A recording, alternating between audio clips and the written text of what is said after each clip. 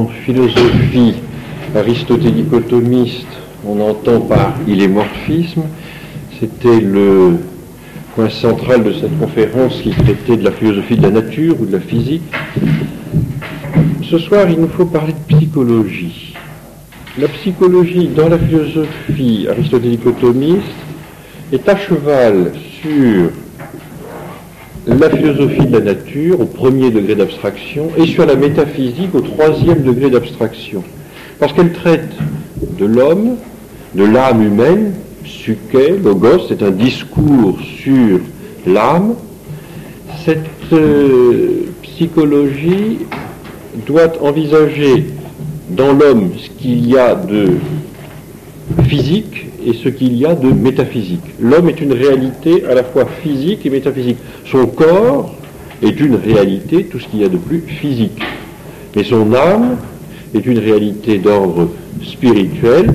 Son âme ne tombe pas sous le sens, on ne peut pas observer l'âme humaine au microscope. C'est une réalité là d'ordre métaphysique. Et cette remarque nous permettra d'introduire au fond la partie pratique de cette séance de ce soir. J'ai voulu, comme à chaque fois, donner un titre extrêmement sobre et très concis à la conférence de ce soir, donc la psychologie. Mais qu'est-ce qu'on met sous la psychologie et en quoi la psychologie aristotélicotomiste permet ou ne permet pas de traiter de questions actuelles. C'est vrai que lorsqu'on entend parler de psychologie, on pense surtout à la psychopathologie. Et il est certain que si j'avais voulu avoir beaucoup de monde, j'aurais pu donner à cette conférence ce soir un titre emprunté à Freud, Névrose, psychose et perversion, par exemple. C'est un ouvrage, effectivement, de Freud. De fait, il sera question de névrose et de perversion. Donc vous avez bien fait de venir, je n'avais pas annoncé, mais il sera question de ça. On peut se demander justement si la psychologie aristotélicotomiste est pertinente lorsque on traite de ces questions de psychopathologie. On peut se demander si elle fournit un outil conceptuel apte, capable, on dirait aujourd'hui opérationnel, efficient, etc. Pie XII dit que oui. Pie XII dit que c'est possible et il dit même que dans la mesure où on oublie que l'homme, que l'âme humaine doit être envisagée sous un angle métaphysique, on a de grosses difficultés à faire de la psychologie. Il montre en effet que, c'était dans un congrès de psychopathologie justement, il explique un petit peu, ça a d'ailleurs été le sujet de l'examen des partiels à Noël cette année ici. C'est pour ça qu'il n'y a pas un seul étudiant de l'Institut en représailles. L'homme déclaré Pie XII est une unité et un tout ordonné, un microcosme, une sorte d'état dont la charte, déterminée par le but du tout, subordonne à ce but l'activité des parties selon l'ordre véritable de leur labeur et de leur fonction. Et voilà la phrase qu'il faut retenir. On a cru devoir accentuer l'opposition entre métaphysique et psychologie. Donc déjà, Pie XII savait que l'on avait tendance à considérer que pour faire de la psychologie, il ne fallait pas faire de métaphysique, que la métaphysique était là tout à fait inutile. On a cru donc devoir accentuer l'opposition entre métaphysique et psychologie, bien à tort. Le psychique lui-même, donc qui est au cœur évidemment de la psychologie, le psychique lui-même appartient au domaine de l'ontologique et du métaphysique. En clair, ça veut dire qu'on ne peut pas faire de la psychologie comme en fait par exemple ce professeur au Collège de France, qui s'appelle Changeux, n'est-ce pas? Changeux avec l'homme neuronal. C'est-à-dire tout expliquer en termes de synapses et de neurotransmetteurs. C'est-à-dire sous l'angle purement physique, purement matériel, avec même une vision matérialiste. Mais on ne pourrait pas non plus faire de la psychologie de façon purement métaphysique, c'est-à-dire là par excès d'angélisme. Non, nous avons là avec l'homme une réalité complexe, un corps, une âme. Vous retrouvez ce couple que nous avions abordé la fois dernière, l'illémorphisme, une matière, une forme, un corps, une âme, un aspect physique, un aspect métaphysique. Donc il est tout à fait normal que la psychologie aristotélico-thomiste se situe au terme de la physique. Elle a besoin justement de cet acquis qu'on appelle l'illémorphisme. Elle ne peut pas envisager l'homme ni comme un ange, un pur esprit, ni comme une bête, un corps sans âme spirituelle, sans âme éternelle. Malgré cette forme de préambule, je ne suis pas certain que vous soyez assez émoustillés. C'est pour cela, je pense qu'il vaut mieux, après Pie XII, que je vous lise un texte de Freud. Et ça sera l'introduction à la deuxième partie. Je ferai donc comme la fois dernière, pour que vous ayez envie de suivre la première partie, qui est un petit peu abstraite, un petit peu ingrate. Je vais vous dire déjà à quoi nous allons faire servir les connaissances que nous allons essayer de développer, acquérir au cours de la première partie, à quoi ça va servir dans la deuxième partie.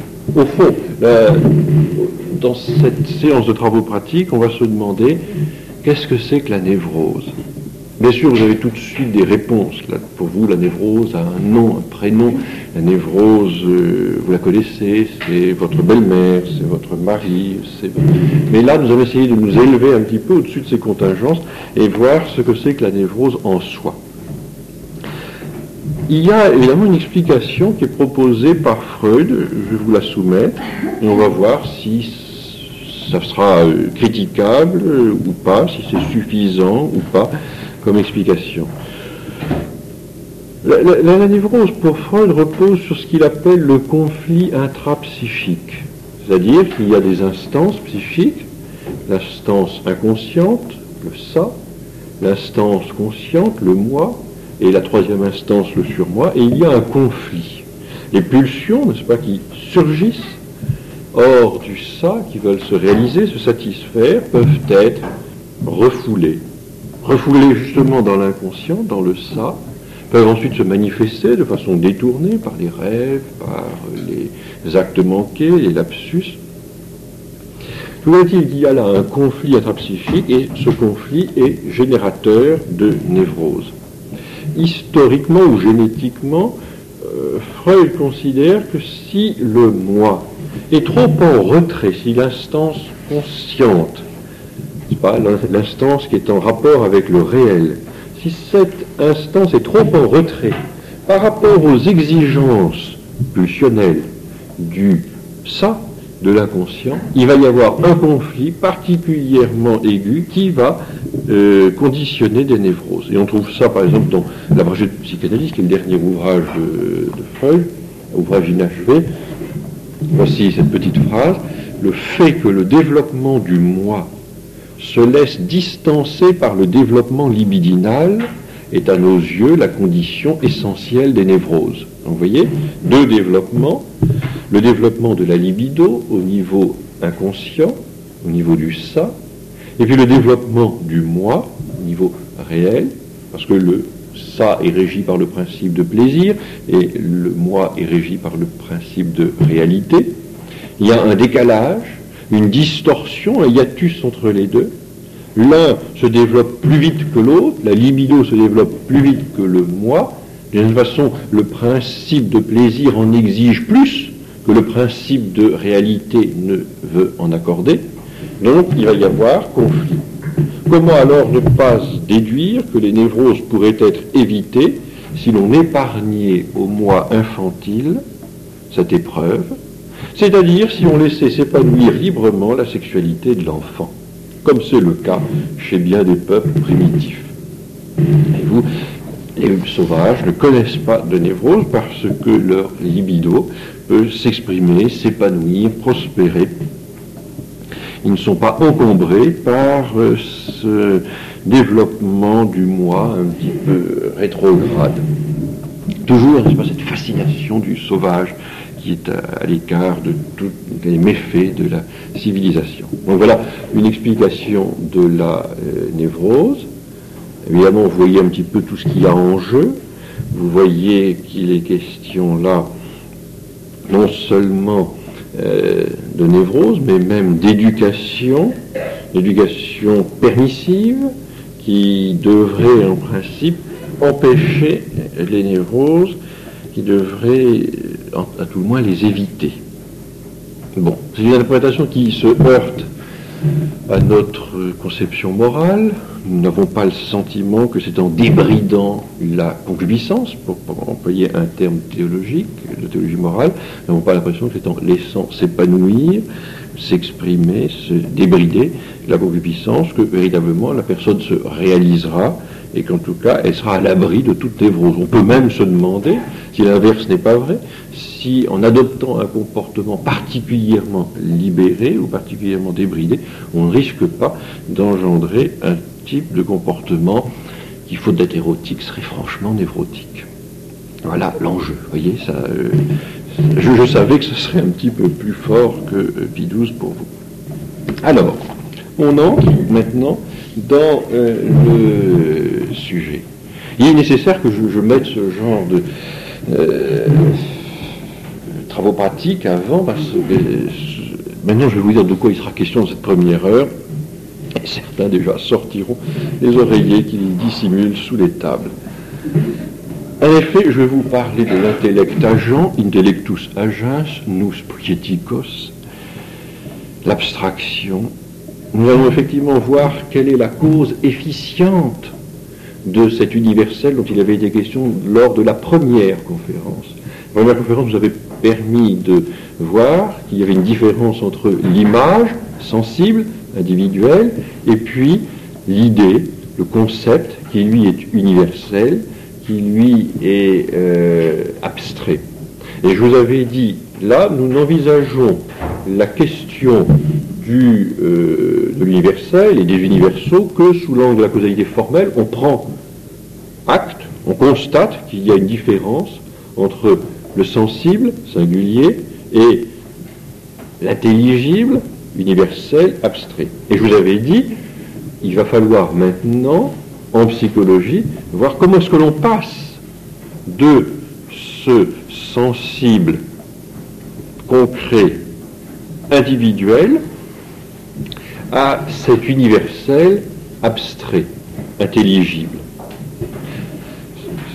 Ensuite, ce sera le cours de la fois prochaine, nous verrons sous l'angle de la causalité finale, on verra en critériologie, en critique de la connaissance, nous verrons effectivement à quoi sert cet universel. Est-ce que cet universel est véritablement ce qui permet d'établir une adéquation entre l'intelligence et le réel, c'est-à-dire d'atteindre la vérité, puisque la vérité est définie en scolastique, adéquatio reiet intellectus. Est-ce que cet universel réellement permet d'entrer en rapport avec le réel ou pas?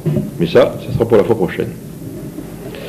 En psychologie, donc, il faut essayer de voir comment est-ce que l'on arrive. Vous vous souvenez de l'exemple que nous avions vu, on avait eu plusieurs types d'exemples tirés de l'ouvrage de Maritain. Comment est-ce que l'on constate qu'il y a une différence entre le sensible individuel et l'universel intelligible, abstrait. On avait pris par exemple le mot ange, ce mot ange qui permet d'exprimer une réalité tout à fait intelligible, celle d'esprit pur, mais qui rend compte de façon très inadéquate d'une image qui n'existe pas, n'est-ce pas, l'image d'un jeune homme en chemise de nuit avec des ailes dans le dos. C'est tout à fait allégorique, c'est métaphorique, mais c'est sûrement pas la réalité. L'ange n'a pas de corps par définition. Alors, on se demande comment est-ce que l'on passe au fond d'une image à une idée. Le terme exact, et là nous sortons, n'est-ce pas, de l'atmosphère un petit peu putride de la psychanalyse. Je vais employer un terme qui a un sens précis en grec, qui n'a pas le sens que Freud lui a donné, c'est le terme de fantasme. En grec, un fantasme, c'est une image. Alors comment est-ce qu'on passe de l'image, du fantasme, à l'idée? Comment est-ce qu'on passe de cette image singulière à cette idée universelle. Comment est-ce que je passe de cette image qui me représente un homme, qui a un nom, qui a une histoire, à l'idée d'homme, à la définition abstraite d'homme, celle par exemple d'animal rationnel? Comment est-ce que je passe de l'un à l'autre? Comment est-ce que je peux ensuite passer de cette idée universelle à l'image? Comment est-ce que je peux revenir au fantasme? Comment est-ce que je peux revenir à la source sensible de la connaissance? Comment est-ce que je peux appliquer cette idée universelle à toutes ces réalisations concrètes? Il y a l'homme, et puis il y a tel homme, tel homme, tel homme. Comment est-ce que ça peut se faire? Vous allez me dire, mais tout ça, c'est un peu dérisoire, ça n'a aucun intérêt. Vous ne me le direz pas pour deux raisons. D'abord parce que vous êtes bien élevé, et ensuite parce que vous dites, mais si ça doit permettre de répondre à cette question soulevée par Freud, qu'est-ce que c'est que la névrose? Est-ce que c'est vraiment un problème de libido refoulé? Vous dites, ça vaut la peine, on va faire un effort, on va essayer de suivre au moins pour comprendre ce qu'il y a en deuxième partie. Ça a quand même un autre intérêt, un troisième intérêt, c'est que notre approche de la réalité doit être une approche réaliste. Nous devons faire en sorte que notre intelligence soit vraiment en rapport avec le réel, pas avec une idée du réel, pas avec une image du réel, avec la réalité. Encore une fois, la vérité se définit bien comme une adéquatio reiet intellectus, c'est-à-dire vraiment une adéquation entre mon intelligence et le réel. Si, comme le disaient les nominalistes, vous vous souvenez, il y a 2 mois, comme si le disaient les nominalistes, l'idée universelle ne rend compte d'aucune réalité, si l'idée universelle est coupée du réel, parce que justement l'idée est universelle et que le réel, lui, est individuel. Personne n'a vu l'homme, personne ne l'a vu. On ne voit que des hommes singuliers, concrets, blonds ou roux, là, on ne voit que des hommes très particuliers. Les nominalistes disent donc l'universel, c'est un flatus vocis, un souffle de la voix, c'est du vent. Et les nominalistes disent c'est un titulus cinere, c'est un titre sans la réalité, c'est ce que nous voyons il y a 2 mois. Ils disent donc qu'on ne peut pas se servir de ces idées universelles, parce qu'elles ne rendent pas compte de la réalité. Il y a une telle différence entre cet universel abstrait et ce réel, concret, individuel. On avait vu dans le petit cours pratique, dans la petite séance de travaux pratiques, cette dissertation qu'on peut faire qui porte sur l'immédiat et le média. Et certains auteurs n'hésitent pas à dire qu'il vaut mieux travailler en direct, de façon immédiate, n'est-ce pas, collé au réel, au niveau du vécu existentiel, et ne pas passer par une médiation trompeuse, illusoire, la médiation des idées, qui elles sont universelles, qui ne rendent pas compte de la réalité. Donc voilà l'objection qui est faite souvent. On se dit, les idées, c'est abstrait, ça ne rend pas compte de la réalité. De là, on arrive très logiquement à dire, bien, comme les nominalistes, ces idées sont coupées du réel. Ces idées ne sont pas extraites du réel. Ces idées ne rendent pas compte du réel. Elles sont peut-être même plaquées sur un réel. Elles viennent là comme a priori. C'est au fond une espèce d'idéalisme. On a des idées et on les plaque comme ça sur la réalité. Mais la réalité n'est pas de cet ordre-là. Évidemment, c'est assez grave de dire ces choses-là. Ce que je voudrais que vous reteniez bien dans l'objection que l'on peut faire, c'est l'idée ne vient pas de la réalité. Donc l'idée serait coupée du réel. L'idée est universelle, le réel est concret, donc ce sont 2 ordres différents, 2 mondes différents, l'un ne vient pas de l'autre. La théorie de l'abstraction dit exactement le contraire. La théorie de l'abstraction dit justement l'idée est extraite du réel. L'idée est abstraite. Abstraite, c'est-à-dire abstrahere, n'est-ce pas? Elle est tirée du réel. Alors vous allez me dire, mais de quel réel? Du réel qui nous entoure. C'est-à-dire que l'idée d'homme est vraiment tirée de tous ces hommes réels qui existent dans le monde qui nous entoure. Ça veut dire donc que ces idées avec lesquelles nous travaillons intellectuellement sont vraiment l'expression, parce qu'ils sont, comme on pourrait dire, une extraction de ce réel. Il est vrai que l'idée est universelle, il est vrai que le réel est sensible, individuel, mais l'idée est bien tirée de ce réel-là et pas d'ailleurs. Ça n'est pas plaqué, c'est pas le sujet, n'est-ce pas, qui plaque. Ou alors on serait vraiment idéaliste et ça ne serait pas un cours de philosophie aristotélico-thomiste. Alors, comment est-ce que cela s'explique? Il est vrai que l'on ne tire pas les sens, on ne tire pas l'idée, on ne tire pas le concept du réel lui-même, c'est-à-dire qu'on n'exprime pas le réel, on ne presse pas le réel comme un citron pour en exprimer les sens. Ce serait une vision un peu grotesque.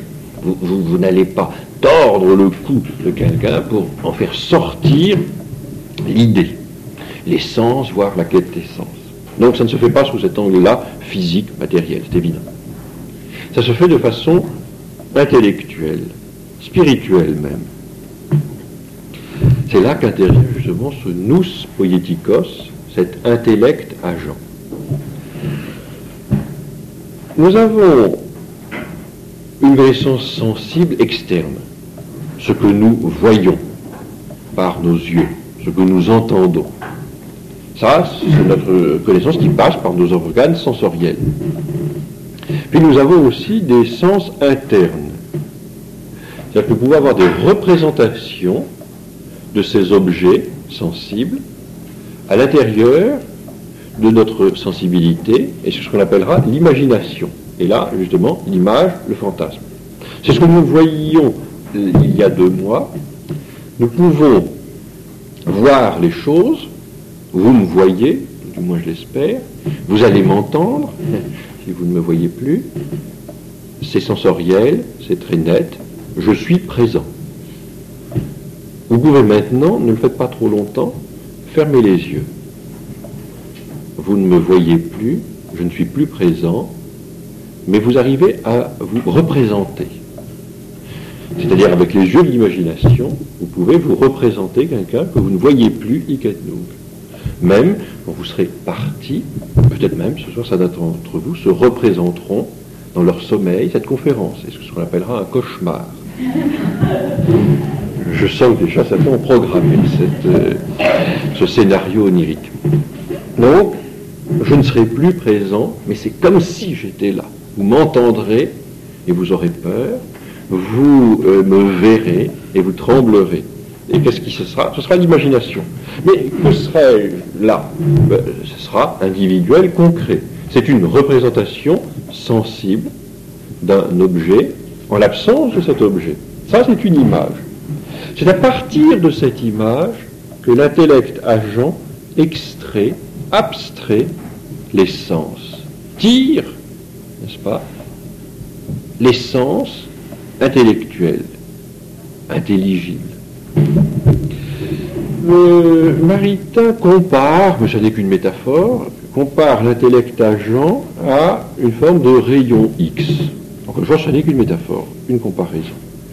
Il dit, c'est dans l'image que se trouve le noyau intelligible. C'est dans l'image que se trouve, si vous voulez, l'ossature intellectuelle. C'est cela que l'intellect agent va extraire. C'est très important parce que des gens comme Platon pensent que nos idées ne sont pas justement extraites du réel sensible. Ils pensent que les idées sont dans un monde suprasensible.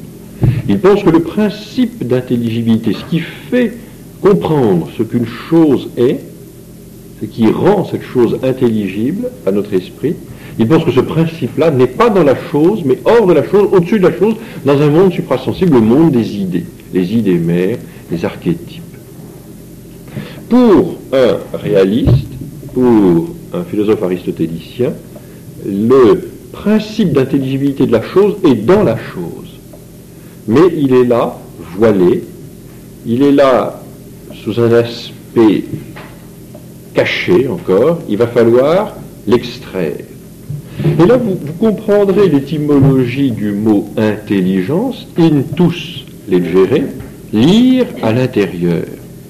Lire à l'intérieur des accidents, lire à l'intérieur des phénomènes, lire à l'intérieur des représentations sensibles, phénoménales, lire quoi? Le noyau intelligible, intus legere. L'intellect agent prend justement ce noyau intelligible qui est là, en puissance, et il le fait passer à l'acte. Cette intelligibilité potentielle devient une intelligibilité actuelle. C'est le rôle justement de l'intellect agent. Et ensuite, cette intelligibilité actuelle, que l'on appellera species impressa, c'est-à-dire espèce impresse, va venir à son tour actualiser ce qu'on appelle l'intellect possible ou patient, qui lui-même va devenir un intellect actualisé. Je n'insiste pas trop sur cet aspect, ou plutôt je vais revenir sur cette question par un autre biais, parce qu'il faut toujours, en philosophie, voir les choses sous plusieurs angles pour essayer de comprendre la chose.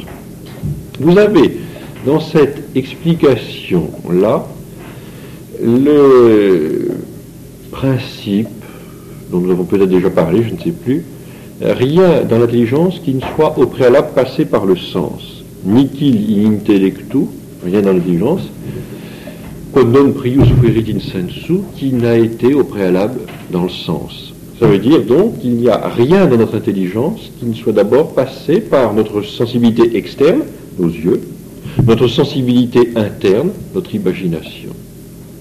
Donc nous sommes alimentés au niveau intellectuel par nos connaissances sensibles.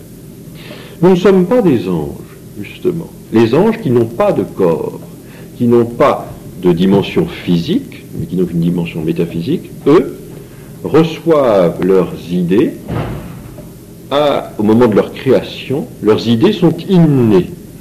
Nous, nos idées ne sont pas innées. Et notre science n'est pas infuse. Elle est acquise, et péniblement acquise. Nous avons à abstraire les choses. Nous avons à lire à l'intérieur des images le noyau intelligible. C'est-à-dire qu'il nous faut dégager les sens, il nous faut dégager les sens intelligibles de ces données sensibles. Donc retenons bien ce principe. Il n'y a rien dans l'intelligence qui ne soit au préalable passé par le sens. Donc, toutes nos connaissances intellectuelles sont tirées, extraites, abstraites des données sensibles. Je passe maintenant à un deuxième aspect de la psychologie. Donc, avec cela, est-ce que nous avons répondu à la question que nous nous posions? Comment est-ce que les idées viennent? D'où vient l'universel? L'universel, n'est-ce pas, est tiré effectivement du sensible. Il n'y a pas de hiatus, il n'y a pas de cassure, de faille, il n'y a pas de solution de continuité entre le sensible et l'intelligible. Il y a au cœur du sensible un principe intelligible, mais qui est là potentiellement, et qu'il va falloir faire passer à l'actualité, qu'il va falloir faire passer à l'universel, c'est-à-dire qu'il faut que cet intelligible potentiel devienne actuel, mais c'est toujours la même chose. Et là, je vous rappelle ce que nous disait Maritain, il y a la chose en soi qui n'est, l'essence, n'est-ce pas, en soi, qui n'est ni individuelle ni universelle, mais l'essence, lorsqu'elle est dans la chose concrète, est individuelle, et lorsqu'elle est dans l'esprit, elle est universelle. Mais c'est la même réalité. Elle est sous un mode d'existence individuelle dans la chose, réelle, concrète, elle est sous un mode d'existence universelle dans l'esprit. C'est ce que nous avions vu en logique matérielle. Retenons donc cette phrase, rien dans l'intelligence qui ne soit au préalable passer par le sens. Toute notre connaissance intellectuelle est tirée de notre connaissance sensible. Grâce donc à cet intellect agent. Deuxième partie dans cette première heure, qui va nous permettre de répondre à la question que Freud nous a posée, qu'est-ce que c'est que la névrose? Je voudrais vous parler rapidement de la volonté. Effectivement, on étudie en psychologie les facultés animales de l'homme. Ces facultés animales sont cognitives et appétitives. Au plan cognitif, ce sont nos sens externes, les 5 sens externes, les 4 sens internes, le sens commun, l'imagination, l'estimative ou cogitative chez les hommes et la mémoire. Nous nous ont intéressés dans la première partie que les sens externes et l'imagination. Du côté appétitif, il y a des facultés animales chez l'homme, c'est-à-dire des facultés que l'homme a en commun avec les animaux. C'est-à-dire que les animaux ont, comme nous, 5 sens externes, comme nous, 4 sens internes, en tout cas pour les mammifères développés, et il y a aussi ces appétits sensibles, à savoir l'irascible et le concupiscible, qui sont les racines des 11 passions fondamentales selon Aristote. Mais je ne développerai pas cela ce soir. Simplement, je voudrais vous dire que les appétits sensibles sont, pour Aristote, des appétits élicites, non pas illicites, mais élicites, accent aigu, L-I-C-I-T-E. C'est-à-dire qu'ils suivent une connaissance. C'est-à-dire que nous ne pouvons pas avoir une passion si nous ne connaissons pas l'objet de cette passion. C'est-à-dire que nous ne pouvons pas désirer quelque chose si cet objet ne nous a pas été présenté par notre sensibilité externe et interne. Si nous n'avons pas vu la chose, si nous ne l'imaginons pas, nous ne pouvons pas. On ne peut pas désirer quelque chose que l'on n'a pas perçu. Mais ce qui est vrai au plan sensible est encore plus au plan supérieur, qui est le plan rationnel. De même qu'il y a une connaissance sensible, il y a une connaissance rationnelle. De même qu'il y a des appétits sensibles, il y a des appétits rationnels. Il y a exactement un appétit rationnel, la volonté, justement. Si nos appétits sensibles, notre irascible et notre concupiscible, suivent notre connaissance sensible présente un objet et notre appétit sensible désire cet objet. C'est encore plus vrai au niveau rationnel, au niveau supérieur. Il faut dire que notre volonté ne peut vouloir, ne peut aimer que ce qu'elle a pu désirer parce que ça lui a été présenté. Je suis en train de traduire de façon très compliquée quelque chose qui se dit très simplement en latin: nihil volitum, nisi precognitum. Nihil volitum, rien n'est voulu, nisi precognitum, s'il n'est au préalable connu. C'est-à-dire qu'on ne peut pas, en clair, aimer, on ne peut pas vouloir ce que l'on ne connaît pas d'abord. Eh bien, la volonté est un appétit rationnel, parce que ça se situe au niveau de l'intelligence, et la volonté est un appétit illicite, dans la mesure où c'est un appétit qui suit une connaissance, ici une connaissance, bien sûr, intellectuelle. Nous allons donc, si vous voulez, reprendre ces deux adages. Premier adage, donc, il n'y a rien dans l'intelligence qui ne soit au préalable passé par le sens. Deuxième adage, rien n'est voulu s'il n'est d'abord connu. Avec cela, nous avons des éléments qui vont nous permettre de répondre à la question que nous nous posions et que nous allons nous reposer maintenant: qu'est-ce que c'est que la névrose? Nous allons voir qu'on peut donner une autre explication de la névrose que celle que donne Freud.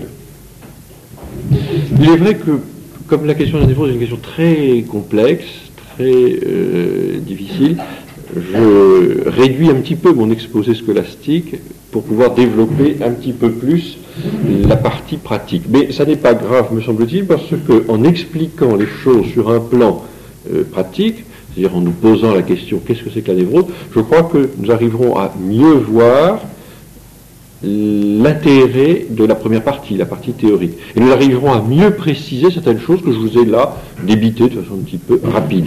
Je vous ai dit, nihil volitum, nisi precogitum, bon, ça repose sur le bon sens. Vous-même, vous vous dites, c'est vrai, l'on ne peut pas aimer quelque chose que l'on ne connaît pas. On ne peut pas non plus désirer quelque chose que l'on n'a pas perçu de façon sensible. Ça ne fait pas de grandes difficultés. Mais vous comprendrez mieux et vous sentirez, vous percevrez un peu mieux la pertinence de ces affirmations lorsqu'on va les mettre in situ, en situation, dans un problème extrêmement concret, celui de la névrose. Alors, on va faire une petite mise en scène, bien sûr, parce que dans toute dissertation, il faut commencer par une mise en scène.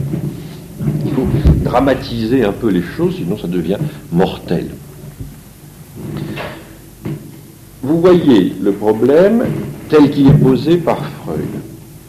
Il a une explication. Pour lui, la névrose repose sur un conflit intrapsychique, un conflit entre ici deux instances psychiques, l'inconscient et le conscient, le ça et le moi.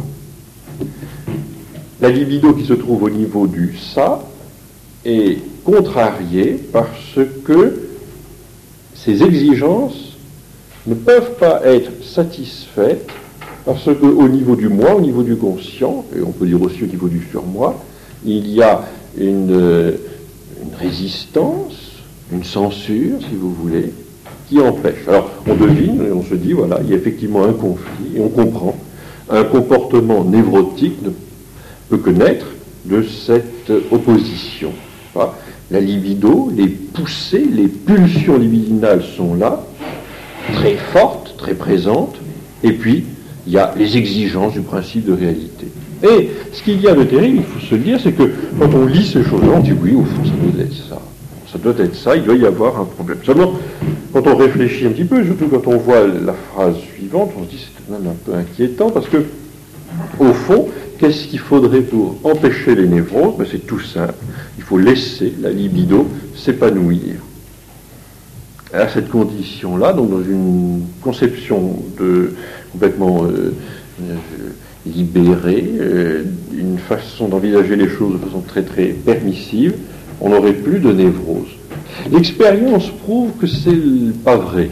On s'aperçoit que souvent, des tempéraments très libérés, des gens qui se sont effectivement éclatés méthodiquement, ne sont pas spécialement, comment dirais-je, équilibrés. On ne peut pas dire que leur comportement soit indemne de toute trace de comportement névrotique.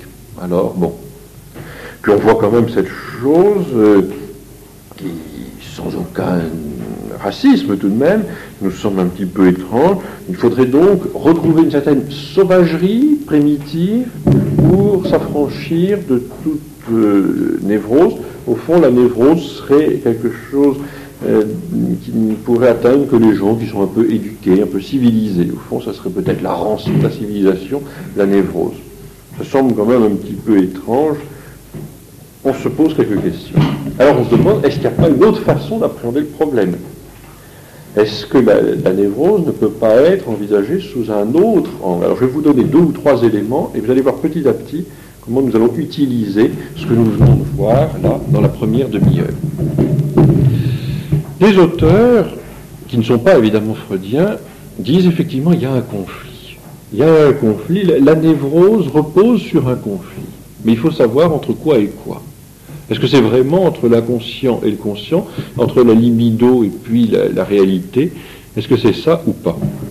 Alors d'abord, premier auteur à dire cela, Rudolf Allers, A-2-L-E-R-S, connu en France depuis l'ouvrage de Louis Junier, apparu en 1950, qui s'intitule justement Rudolf Allers ou l'anti-Freud.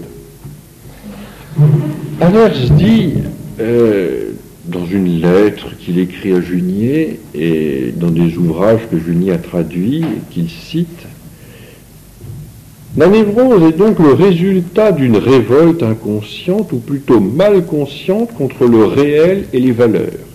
S'il y a un conflit, pense Allers, un conflit névrotique, ça sera plutôt en vertu d'une révolte, non pas de la libido, mais une révolte dont il ne dit pas où elle s'origine exactement, une révolte inconsciente ou mal consciente contre le réel et les valeurs. Nous allons en examiner les caractéristiques d'un point de vue descriptif ou phénoménologique. Et il voit deux caractéristiques à la névrose. Il dit un comportement égocentrique et un comportement teinté d'artificialité. La personne n'est pas simple, elle est artificielle. Un peu plus loin, il essaie de scruter un petit peu mieux, de sonder un peu mieux ce que c'est que cette névrose, et il dit, il y a une tension, conflit, tension. Une tension qui s'établit entre ce que nous voudrions être ou faire et la réponse que nous fournit le réel. Donc là, le conflit est entre la réalité et ce que nous voudrions être, ou nous voudrions faire. Mais au fait, qu'est-ce que le réel, se demande Junier. L'homme de la rue ouvrira de grands yeux à cette question. Le réel, c'est ce qui existe. Fort bien. Mais l'idée de ce qui existe ou non ne saurait, en dernière analyse, être indépendant de ce qu'on pense de l'univers, de sa nature et de son sens. Alors il se demande, comment est-ce que nous concevons le réel et comment est-ce que nous entrons justement en adéquation avec ce réel en fonction de ce que nous voudrions faire, voudrions être. Un peu autour de ces réflexions, Allers n'hésite pas à dire qu'il y a effectivement un conflit.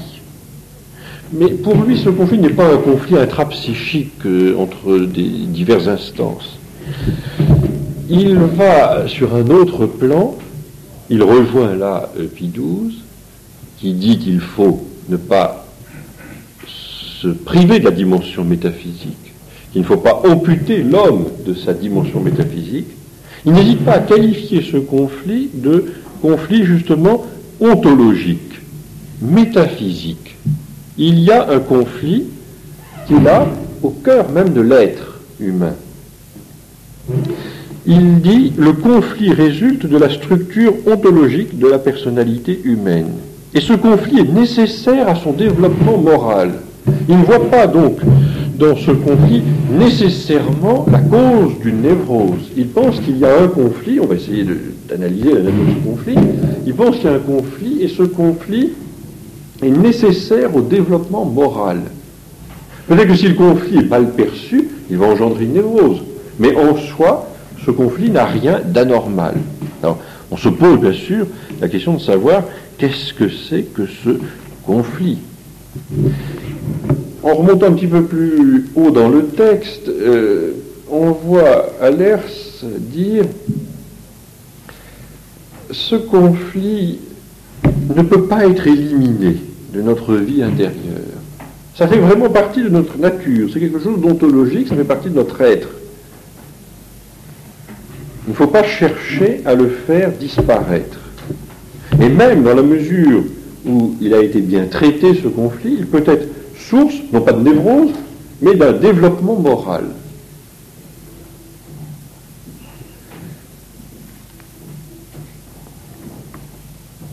Pour lui, ce qui va engendrer un comportement névrotique, c'est lorsque justement le conflit n'est pas bien vécu, n'est pas bien perçu, et pas bien, je dirais aujourd'hui, géré. C'est dans cette mesure-là qu'il va y avoir un comportement aberrant et de type névrotique. En soi, il n'y a pas à se révolter contre ce conflit, il faut simplement le bien traiter. Il ne s'agit pas d'être optimiste à la façon d'un Rousseau et dire qu'il n'y a pas de conflit. Ici, il y a effectivement un conflit. Il dit que ceux qui s'exposent à une forme de névrose sont ceux qui, justement, considèrent que ce conflit ne devrait pas l'être. Que ce conflit est vécu comme une injustice. Tout ça ne nous dit pas ce que c'est encore que ce conflit, bien sûr.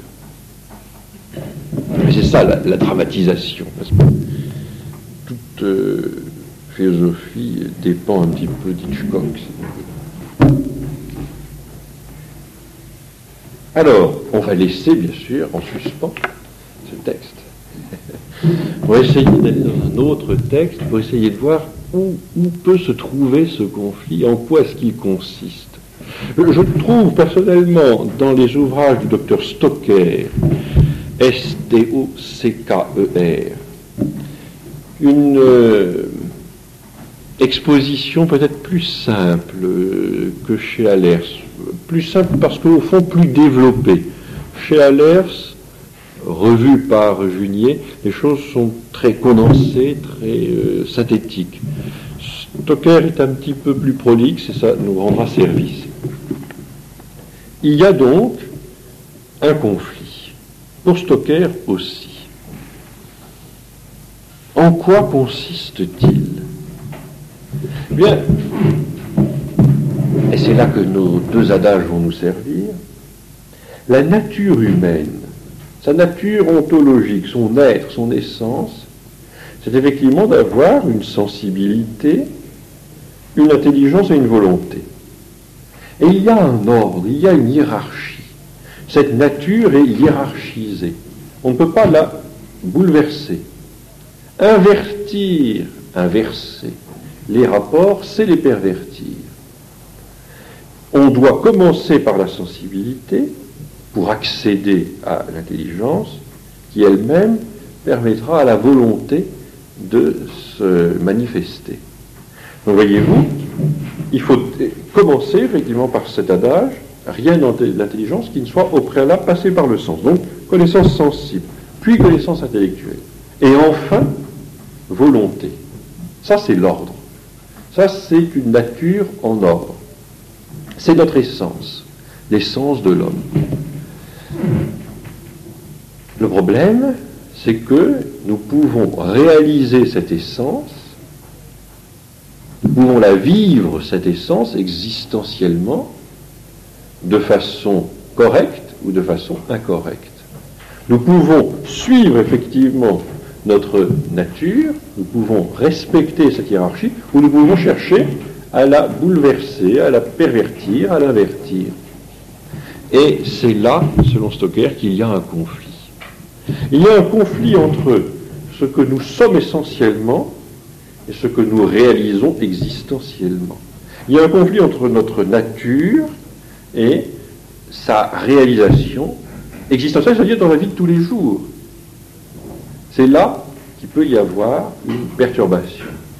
Alors, on va lire quelques extraits de Stocker pour mieux comprendre ce que je vous dis là rapidement. Alors, Stocker a écrit énormément d'ouvrages, évidemment qui ne sont pas connus, c'est pour ça que je pense qu'il est intéressant d'en parler. Les ouvrages qu'on peut trouver le plus facilement, j'espère, je ne sais pas d'ailleurs, est-ce qu'ils sont encore, non, ils ne sont plus disponibles, je crois pas. Les derniers ouvrages édités, c'était aux Nouvelles Éditions Latines. Stocker était un médecin genevois, j'ai connu personnellement son fils quand j'étais à Écône, et il a effectivement une série d'ouvrages énormes. Enfin, c'est quelqu'un qui a bien écrit une trentaine d'ouvrages. Alors, comment est-ce qu'il voit cet ordre ? Il y a justement, alors là je prends un de ses ouvrages, mais dans tous ses ouvrages il reprend un peu la même chose. C'est celui qui s'intitule justement Névrose, perversion et santé de l'âme humaine. Névrose, perversion et santé de l'âme humaine, aux Nouvelles Éditions Latines. C'était paru dans les années 60, si je ne m'abuse. Voilà, exactement, 1960. Alors, l'homme ne saurait s'inventer une fin, une finalité. Celle-ci, il ne peut se la donner. Elle lui a été donnée, toute tracée dans ses grandes lignes essentielles. L'homme a une structure essentielle. Et dans cette structure, il y a une disposition hiérarchique des éléments qui la composent. Dans plusieurs de mes écrits, j'ai essayé de montrer que cette hiérarchie était constituée par les trois facultés essentielles de tout être humain. Nous allons voir, faculté de sentir. Alors là, ici, il voit aussi bien la sensibilité au niveau cognitif qu'au niveau appétitif. Donc, faculté de sentir, de connaître et d'aimer. De connaître l'intelligence et d'aimer la volonté. Ces trois facultés sont ordonnées entre elles sur la base d'une hiérarchie dont découle objectivement et nécessairement la nature de leurs relations. Ces dernières, les relations, en effet, mettent en évidence le fait que la sensibilité conditionne la connaissance, c'est un préalable nécessaire, nous ne sommes pas des anges, il faut commencer par la connaissance sensible pour accéder à la connaissance intellectuelle. On ne peut pas connaître sans sentir au préalable, et il cite ici, nihil est in intellectu quondam prius spirit in sensu. Et la connaissance à son tour conditionne l'amour, on ne peut aimer sans connaître. Il va sans dire que par conditionnement, il ne faut pas entendre création. Non, conditionnement veut dire simplement que la sensibilité fournit les moyens nécessaires à la connaissance intellectuelle. C'est tout. Eh bien, cet ordre-là, Stocker le représente de façon schématique par trois lettres, n'est-ce pas, A, B et C. Il dit A représente la volonté, B représente l'intelligence et C la sensibilité. Et il y a là un ordre.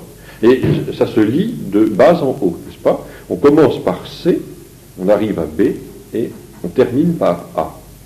Pourquoi est-ce que cette représentation symbolique doit être citée? Parce qu'elle va permettre de comprendre toutes les variations, j'ose pas dire les aberrations, existentielles, possibles sur ce modèle essentiel ABC. On peut effectivement modifier le rapport et au lieu de mettre la sensibilité à la base, mettre par exemple la volonté et monter d'un cran les deux autres facultés. Alors A se met en bas, à ce moment-là on a A, C et B. Mais c'est une réalisation aberrante. On peut aussi inverser les choses, par exemple maintenir la sensibilité à son niveau, mais au lieu de mettre entre la sensibilité et l'amour l'intelligence, au lieu de mettre donc entre C et A, B, qu'est-ce qu'on peut mettre? On peut mettre l'amour entre les deux. On va avoir donc une volonté prisonnière entre deux facultés, et ça ne sera pas l'ordre. À ce moment-là, vous comprenez bien, l'adage nihil volitum nisi precognitum n'a plus son sens, parce que de fait, l'amour ne sera pas fourni par l'intelligence, mais sera fourni par la sensibilité. Et ça peut donner des choses assez surprenantes. On peut aussi, par exemple, si vous avez défilé avec ces 68 arts attardés, n'est-ce pas, de dimanche, il y a 8 jours, n'est-ce pas, tous les brontosaures de la laïque, les dinosaures du SNI, etc., tout le Jurassic Park de l'enseignement public, vous avez donc dû crier, comme tout le monde, l'imagination au pouvoir. C'était 68, ça fait rajeunir. Mais c'est intéressant, l'imagination au pouvoir, c'est aberrant. Parce que ça veut dire donc, on met la sensibilité au sommet de tout. C'est-à-dire qu'on la met en haut. Et ça n'est plus ABC, ça sera CAB. Vous voyez? Alors, je vais, pour illustrer un petit peu mon propos, qui peut vous paraître étrange, vous donner des types de réalisation existentielle selon ces variations possibles. Il n'y en a pas beaucoup. Donc vous avez A, B, C. Il va y avoir ensuite des réalisations. Bon, il y a la réalisation normale, celui qui pourra faire en sorte que, existentiellement, dans l'existence de tous les jours, il réalise ce qu'il est essentiellement. Où il y a cet ordre. Rien n'est intelligent s'il ne soit préalable passé par le sens, rien n'est voulu s'il n'est d'abord connu. Bon, ça, c'est l'ordre. Mais après, il y a 5 possibilités. 5 variations. Au lieu d'avoir ABC, on peut avoir ACB, BCA, BAC, CAB, CBA. Alors, voici ce que cela donne. Il s'est amusé à faire une petite description. Par exemple, sur première réalisation donc déviante, si vous voulez, ACB. Donc là, vous sentez, il y a un conflit entre l'essence, la nature, et une réalisation existentielle déviée. C'est-à-dire donc conflit occasionné par quoi? Par la liberté, bien sûr. Parce que c'est notre liberté, mal utilisé qui peut nous faire préférer un ordre qui n'est pas l'ordre naturel, qui n'est pas l'ordre conforme à la loi naturelle, qui n'est pas l'ordre essentiel. Alors, voici par exemple le profil psychologique de quelqu'un qui réalise existentiellement le schéma ACB. Donc, la volonté est à sa place, mais il y a une inversion simplement entre la sensibilité et l'intellectualité. C'est-à-dire que la sensibilité est là entre l'intelligence et la volonté. Elle n'est pas à sa place. La sensibilité n'est pas au contact des réalités, elle ne fournit pas à l'intelligence le matériau dont elle a besoin, elle ne le fournit pas en particulier les images dont elle a besoin pour extraire, abstraire les idées dont elle se nourrit, si je puis m'exprimer ainsi. On va donc avoir au contact de la réalité une intelligence, au-dessus la sensibilité et au-dessus la volonté. Qu'est-ce que ça donne ? Ce sera évidemment un être dont on dit qu'il a le cœur sur la main, en le brandissant à toute occasion. Seulement ce cœur sera transformé en sensiblerie. Seule atténuation possible à la sensualité toute puissante autrement. Et l'esprit se mettra à forger des théories et à fournir au corps des éléments d'action qui auront tout de l'inadéquat. Effectivement, là c'est la sensibilité qui est alimentée par l'intelligence. On a donc ici une inversion du rapport au niveau du premier adage. Ici est changé l'adage, même annihilé l'adage qui dit rien dans l'intelligence qui ne soit au préalable passé par le sens. Ici, il n'y a rien dans ma sensibilité qui ne soit au préalable passé par le crible de mon intelligence.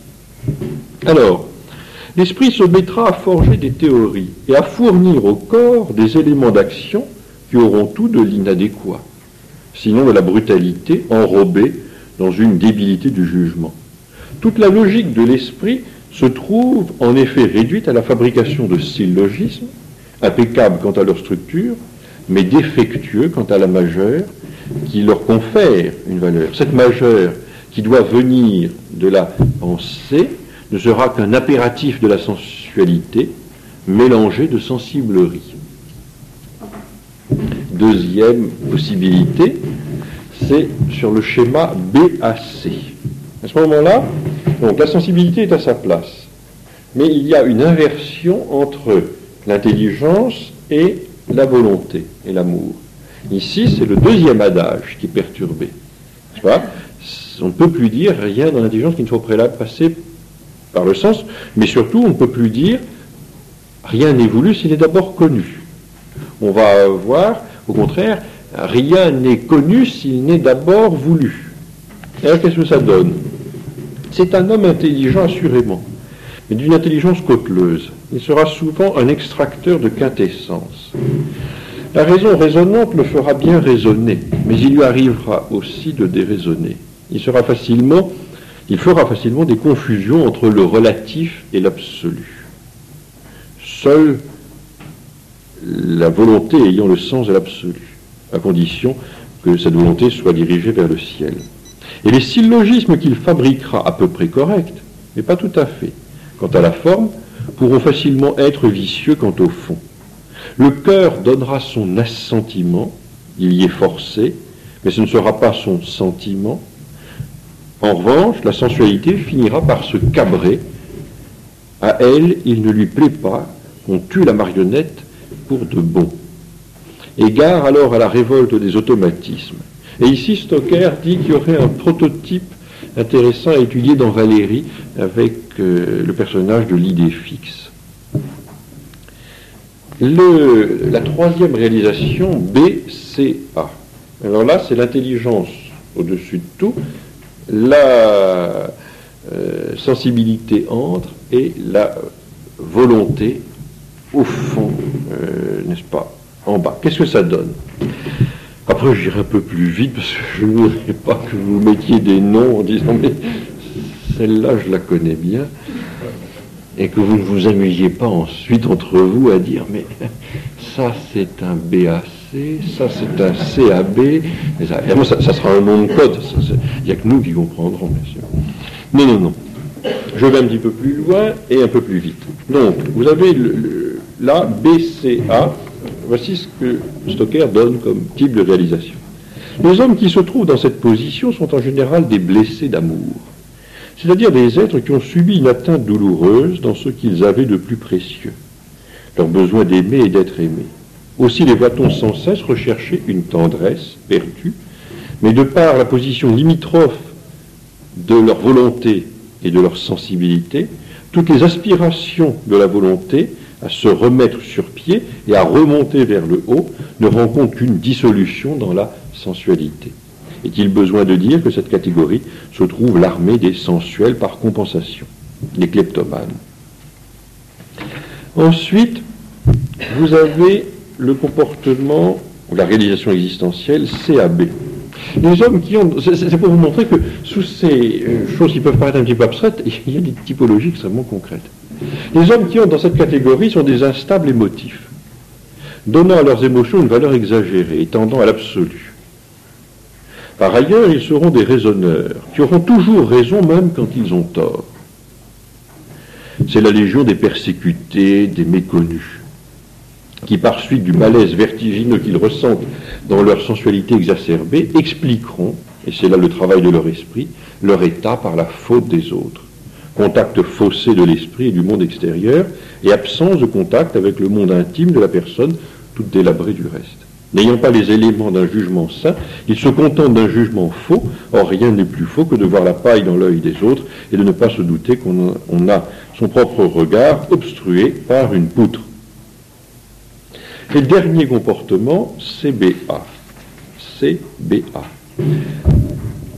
Dans l'ensemble, les hommes qui se sont fourvoyés dans la position CBA sont des grands sensuels, raisonnants ou plutôt déraisonnants, à perte de vue sur les richesses de leurs images, du monde. Mais ils réduisent ce monde à eux-mêmes, ils ce monde à eux-mêmes, ils ce monde à eux-mêmes, ils ce monde à eux-mêmes, ils ce monde à eux-mêmes, ils ce monde à eux-mêmes, ils ce monde à eux-mêmes, ils ce monde à eux-mêmes, ils ce monde à eux-mêmes, ils ce monde à eux-mêmes, ils ce monde à eux-mêmes, ils ce monde à eux-mêmes, ils ce monde à eux-mêmes. L'image du monde. Mais ils réduisent ce monde à eux-mêmes, tel qu'il leur apparaît à travers leur imagination fabulatrice, mais non pas tel qu'il est en réalité. Alors je vous demande là, évidemment, on a le comportement le plus aberrant, celui-là, CBA, le plus déviant, si vous voulez. Et il est intéressant parce que on voit maintenant un recoupement avec ce que nous lisions sous la plume d'Allers tout à l'heure. Dans ce comportement-là, qu'est-ce qu'on voit apparaître? Une imagination fabulatrice qui voit le monde selon sa perception propre, et il n'y a pas de rapport adéquat avec la réalité. Là, c'est la chose évidemment complètement inversée. Au lieu d'avoir ABC, on a exactement le contraire, CBA. Donc, la personne ne correspond plus au réel. Et là, il y a un conflit. Il faut bien saisir maintenant la nuance entre Allers et Stocker. Une révolte inconsciente contre le réel. Mais d'après Stocker, c'est parce qu'il y a déjà eu un désordre à l'intérieur du sujet. N'est-ce pas? Ce conflit n'est pas à envisager simplement comme un conflit entre le sujet et le réel. C'est parce que le sujet est en révolte avec lui-même, ou plutôt en révolte avec sa nature profonde, avec son essence profonde, qu'il va voir le réel de façon aberrante ou déviante. Alors, vous vous dites, mais tout ça, 1950, 1960, on date, c'est la psychologie de papy.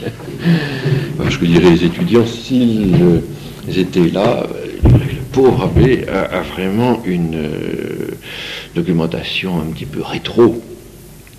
Alors, je vais vous mettre ça en rapport avec un ouvrage qui vient de paraître, et dont on parlait sur Radio Courtoisie jeudi dernier.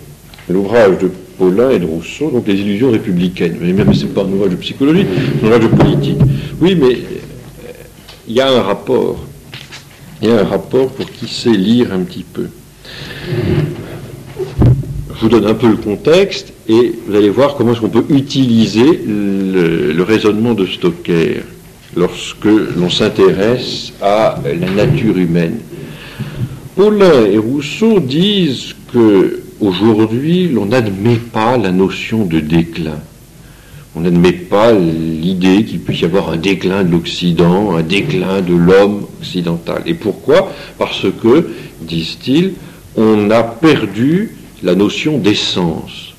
On pense que l'homme n'a plus une nature, n'a plus une essence. De ce fait, s'il n'y a pas d'essence, il n'y a pas de norme essentielle, donc il n'y a pas de comportement anormal.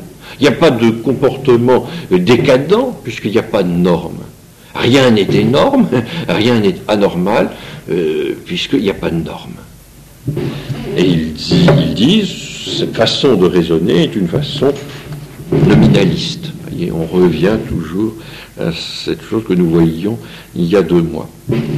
Ce que je vais dire sera un petit peu certainement confus. C'est pour ça, dans 15 jours, Paulin et Rousseau viendront eux-mêmes ici expliquer le livre que j'aurai soigneusement embrouillé. Nous ferons une conférence débat dans 15 jours sur cet ouvrage. Mais alors, j'extrais de ce livre ce qui est intéressant pour nous. D'abord, penser que l'homme a une essence n'implique pas de penser que tout homme l'actualise en lui comme un droit de naissance. Tout au contraire, c'est dire seulement que l'homme a précisément à devenir homme.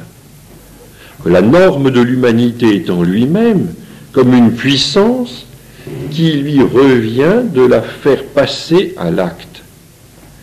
Telle était la raison d'être de l'éducation chez les classiques, et aussi de leur intérêt pour ce processus à leurs yeux véritablement anthropogène, capable de faire un homme. Tout homme pour eux ne naissait pas homme. Encore fallait-il le former, l'informer. C'est-à-dire, donc, nous avons tous une nature, mais cette nature a besoin d'être justement actualisée, réalisée existentiellement. Et c'est le travail de l'éducation. Ce qui fait donc que pour Paulin et Rousseau, s'ils considèrent, à la suite de Stocker, que la névrose est provoquée par un conflit entre la nature essentielle de l'homme, définie donc par ces 2 adages et cette hiérarchie des facultés.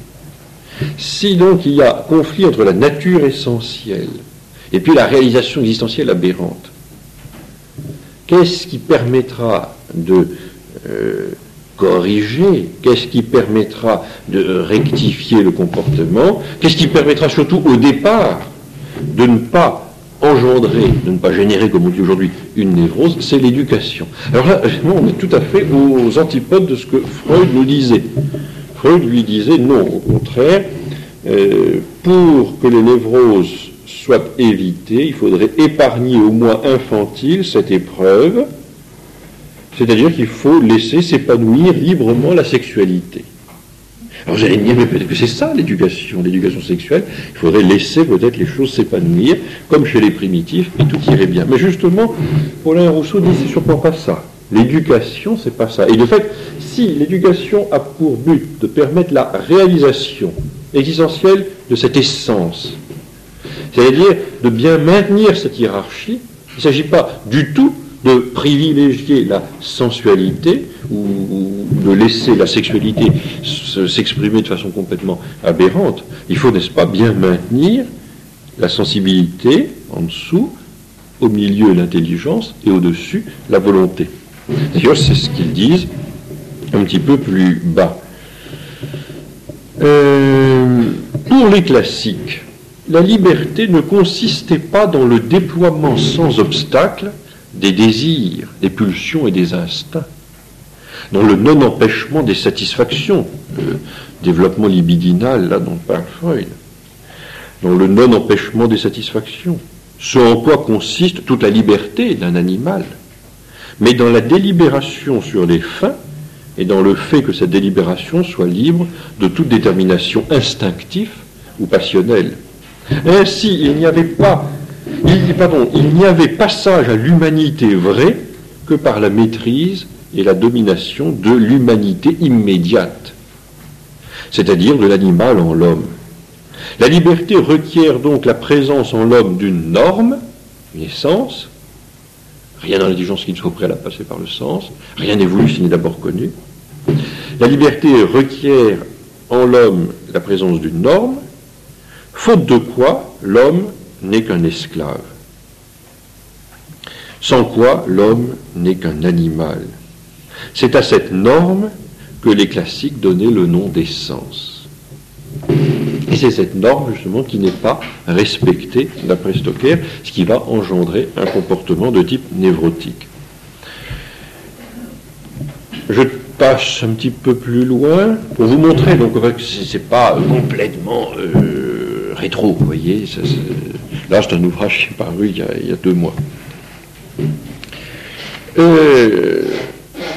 Nul, évidemment pas le classique, mais pas même, me semble-t-il, le moderne, ne peut donc contester qu'il y ait danger pour l'homme, danger de déclin pour son humanité, s'il donnait quelques signes que diminue cette capacité à se vaincre soi-même, c'est-à-dire maintenir bien cette hiérarchie essentielle.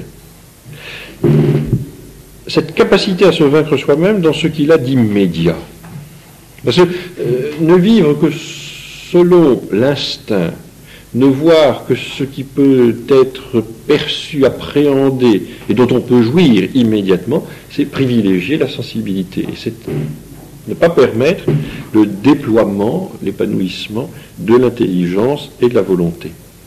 Et là, c'est un passage que j'ai lu justement à la radio la fois dernière qui me semble très intéressant, parce que ça permet de bien voir ce que cela donne, une éducation qui ne permet plus d'acquérir cette capacité à se vaincre soi-même, qui ne, dans ce qu'on a de trop immédiatement satisfaisant, on voit dans ce petit tableau de notre société, au fond,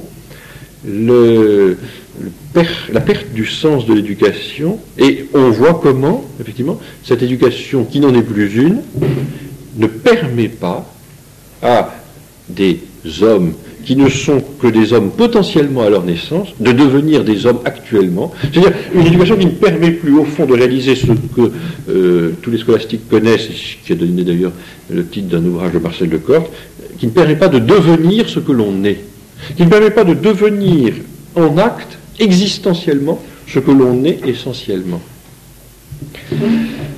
Après, il faudra quand même donner une dimension théologique à ces choses-là, c'est ce qu'on fera pour les survivants dans le dernier quart d'heure. Votre dernier quart d'heure. Parmi ces signes les plus perceptibles, pourrait être par exemple une complaisance grandissante à l'égard de ses propres désirs matériels. Donc là, il n'y aurait plus cette capacité à maintenir la hiérarchie essentielle.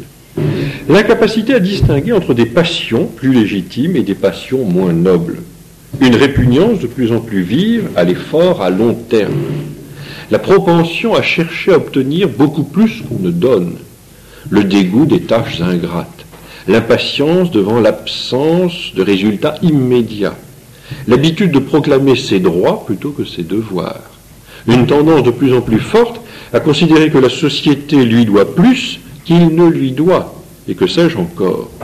Tous ces comportements ont pour point commun de constituer autant de formes de ce qu'on pourrait dénommer hédonisme, ou, mieux encore, subjectivisme, pour remonter à la source. Car sous le goût du plaisir, il y a la propension à ennoblir l'immanent, c'est-à-dire se couper de tout ce qui est transcendant, à sacraliser en chacun ce qu'il y a de plus subjectif, ces pulsions non réfléchies, ces instincts immédiats, comme étant non pas seulement le plus authentique de l'individu, mais la seule chose qui compte en lui, et que seule l'hypocrisie peut prétendre soumettre à des lois déclarées supérieures. Ici, tournons-nous un petit instant vers Freud, sur cette dernière phrase. Paulin et Rousseau disent donc favoriser, sacraliser même, les pulsions, les instincts immédiats, parce que c'est ce qu'il y a de plus authentique, de plus vrai, mais aussi et surtout parce que il n'y a que ça qui compte, et seule l'hypocrisie peut prétendre soumettre cette instinctivité que l'on ne veut plus mater, seule l'hypocrisie peut prétendre soumettre cette animalité à des lois déclarées supérieures. Donc là, vous voyez le procès que l'on fait à l'éducation et à la morale de façon générale, elle est hypocrite. Nous disons, l'éducation permet de réaliser existentiellement ce que l'on est essentiellement. Permet, comme disent Paulin, d'actualiser ce que l'on est potentiellement. Permet d'humaniser celui qui n'est au départ qu'un animal. Eh bien, pour les non-éducateurs, les anti-éducateurs, des gens comme Spock, par exemple, qui aux États-Unis ont fait des ravages terribles au nom du freudisme, ou des éducateurs aussi des libres enfants de Summerhill, c'est au nom de l'hypocrisie que l'on prétend mater cette instinctivité. Et Freud va plus loin. Il le dit dans cet ouvrage qui s'intitule L'introduction à la psychanalyse. Il dit c'est pas simplement de l'hypocrisie, c'est pas l'ordre moral des bigots, des chaisières, des grenouilles que l'on a extrait de leur bénitier. Non, c'est plus grave. C'est générateur de névrose. Il dit, c'est une phrase que je cite souvent et qu'il faut connaître, parce que c'est le véritable dessein de la psychanalyse.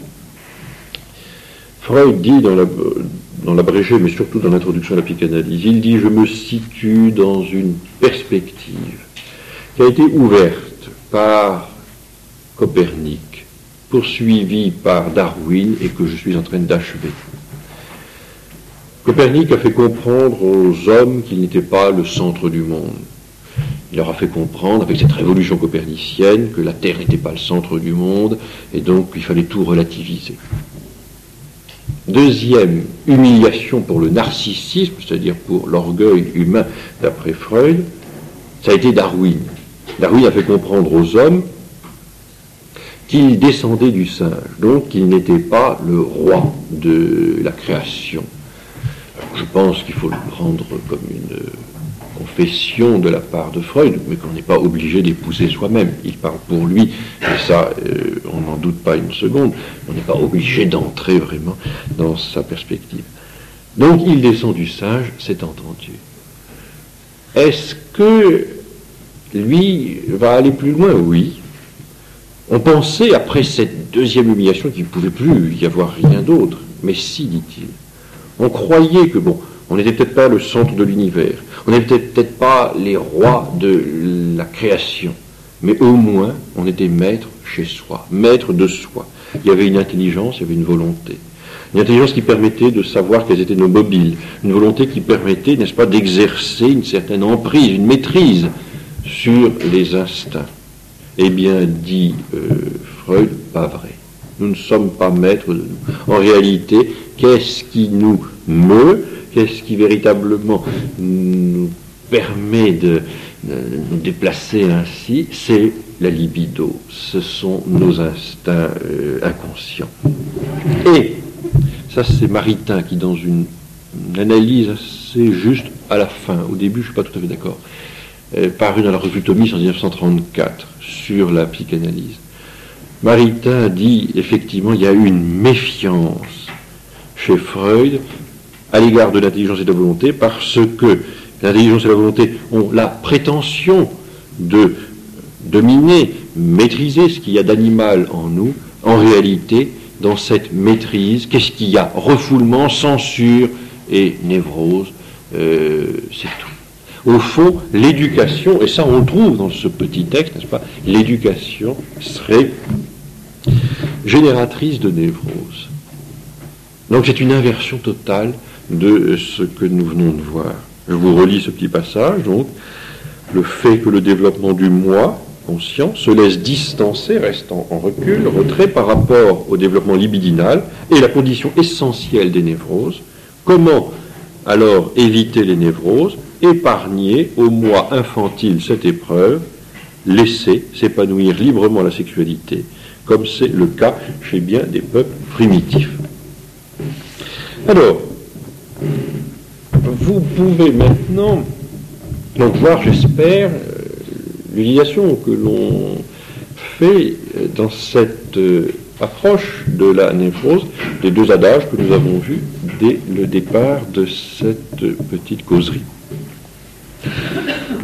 Je voudrais aller un petit peu plus loin avant d'aborder un point de vue, parce que bien sûr, comme on touche à l'âme, comme on touche à la liberté, comme on touche à la nature, à l'essence de l'homme, et puis à cette réalisation existentielle, on se doute que ça ne peut pas s'expliquer en termes de pure psychologie, qu'il faut introduire une dimension d'ordre théologique. Je le ferai, mais pas tout de suite. Je voudrais, après vous avoir parlé de Paulin, de Rousseau, vous montrer que d'autres auteurs se sont intéressés à cette approche-là. Je pense ne pas exagérer en disant que quelqu'un comme le professeur Baruch, anti-freudien bien connu, lui-même s'est intéressé à cette approche-là de la névrose. En effet, le professeur Baruch a mis au point un test moral. Il pensait que pour soigner ses patients, il lui fallait savoir un peu comment il se positionnait par rapport aux valeurs objectives. Et ça a été repris par un de ses disciples, le docteur Marché. Ça peut paraître étrange. J'ai vu une fois le docteur Marché qui m'a dit, évidemment, mes confrères psychiatres, lui-même était psychiatre à l'hôpital Foch, considèrent qu'on n'a pas le droit d'introduire ces données morales, qu'on n'a pas le droit, parce que justement la psychiatrie se veut complètement aseptisée, neutre. Mais est-ce possible? Est-ce vraiment réaliste? Est-ce qu'on peut faire l'économie justement d'une dimension métaphysique et morale lorsqu'on traite de l'âme humaine? Je sais par exemple, dans un cas, alors comme il n'y a pas d'enfant, je vais pouvoir parler un peu librement, dans un cas de particulier, d'une perversion sexuelle, c'est-à-dire de relations sexuelles devant un tiers, donc avec voyeurisme, exhibitionnisme. Le professeur Marché, le docteur Marché a fait une étude sur cette question-là. Il a soigné une patiente qui était devenue effectivement névrosée parce que son partenaire lui imposait ce genre de relation devant un tiers. Mais lui-même disait, c'est tout à fait normal que cette névrose soit intervenue parce que ça va contre les lois, contre une nature.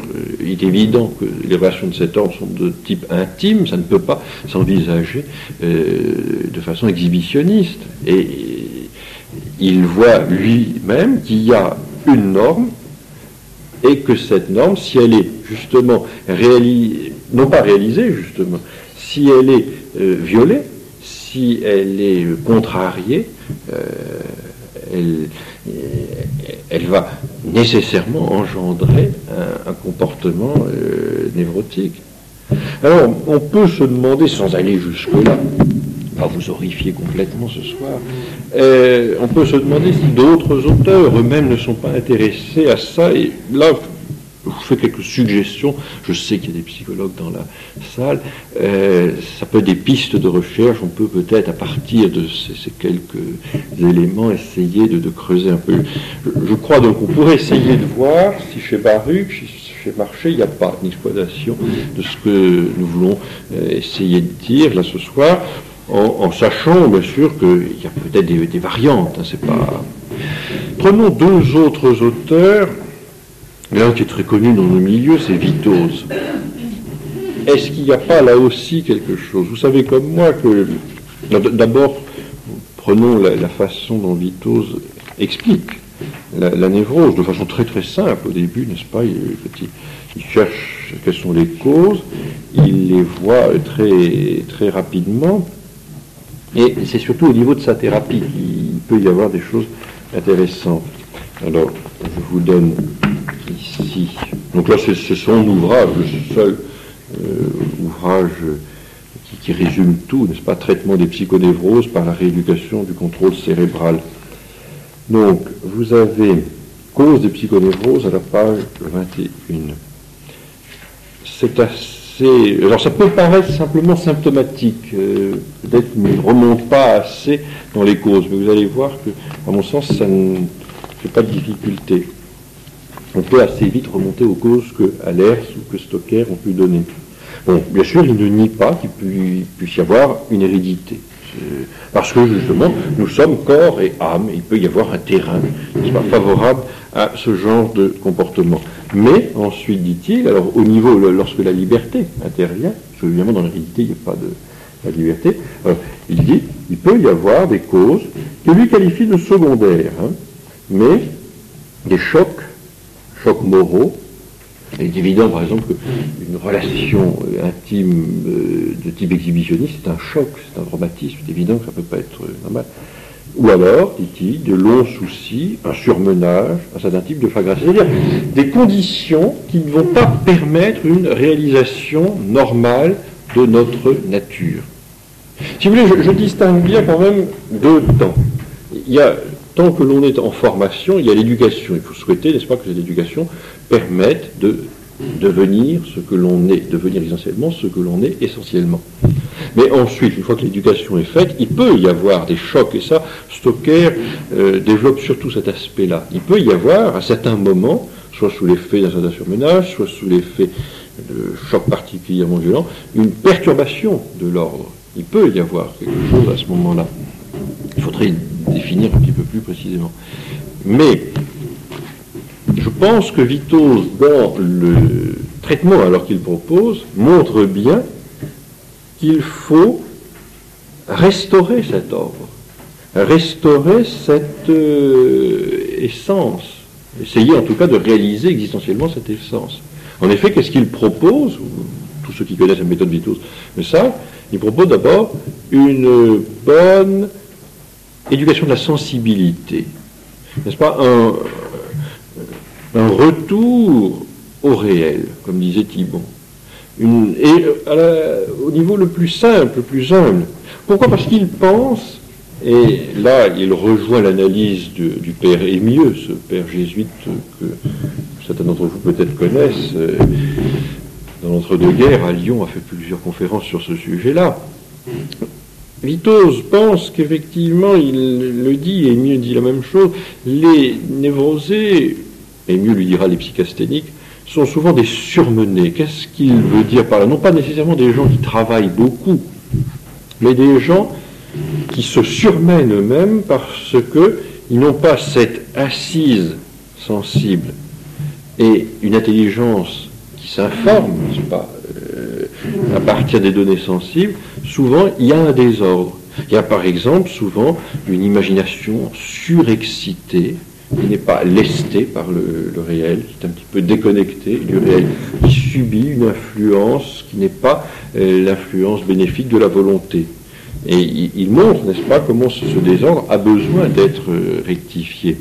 Si on... vous avez certainement beaucoup d'entre vous cet ouvrage, n'hésitez pas à le lire à travers cette grille que je vous propose, cette lecture que je vous propose, vous verrez un petit peu. Mais celui qui, à mon sens, a bien compris les choses aussi, c'est le père Émieux.